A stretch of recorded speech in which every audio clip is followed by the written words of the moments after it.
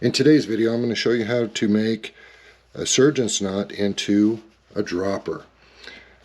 The red line is going to be your tippet down to the bottom, or your point fly. About 8 to 18 inches above that, approximately, you would want to tie in your surgeon's knot to make a dropper. Again, parallel the two lines together, make a loop, pull the two through. Repeat that step again, both lines through the middle. Once they're there with monofilament, nylon, or the other, you'd want to moisten it and pull them tight.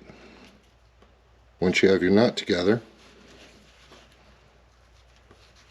trim one end of it.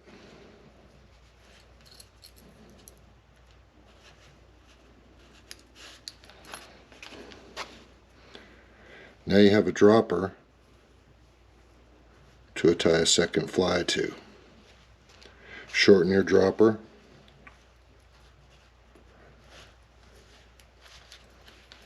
so that it doesn't come in contact with your point fly. The reason I like to use this dropper more than tying them in tandem is if I want to replace the fly that's here, all I have to do is cut the fly off, replace it with a new fly. Same with the bottom fly. If I have them in tandem, which I'll show you a tandem rig, I have to cut this fly on both ends and retie both knots. This saves me some time. I'm going to show you a fast way to tie a cinch knot. This is what I usually use on my flies. Here I have a Nymph. I'm going to turn it 6 times. Put the line through, moisten it, pull tight.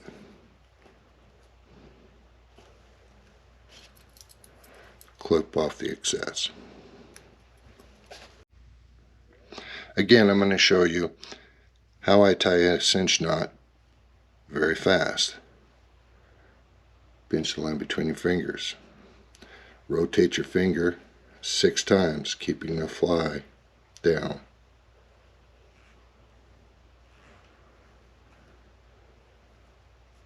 Put the tag end through the loop that your finger was in. Moisten and pull.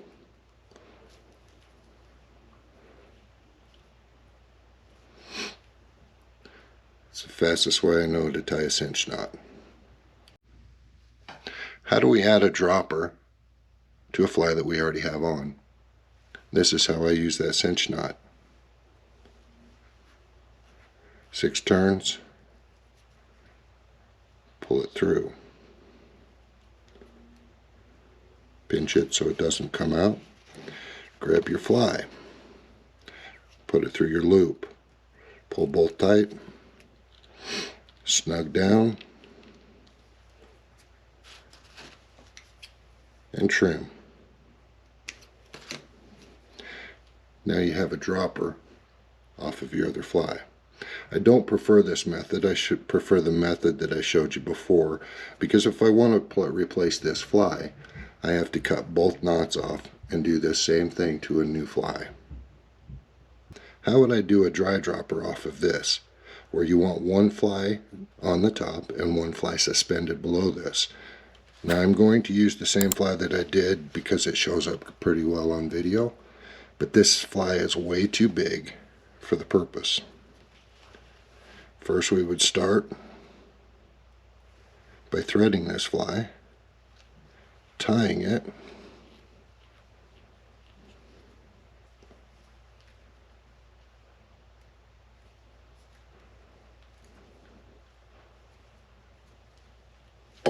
clipping off our tag end,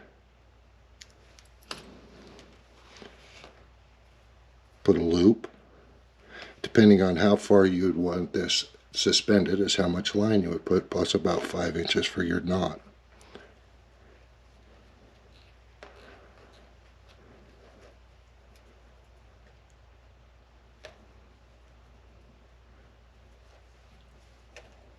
through the tag end.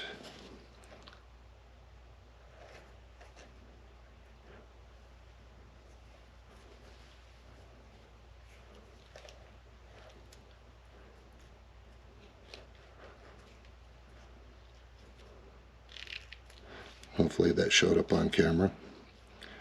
Now you have your dropper. Again, trimming your tag end.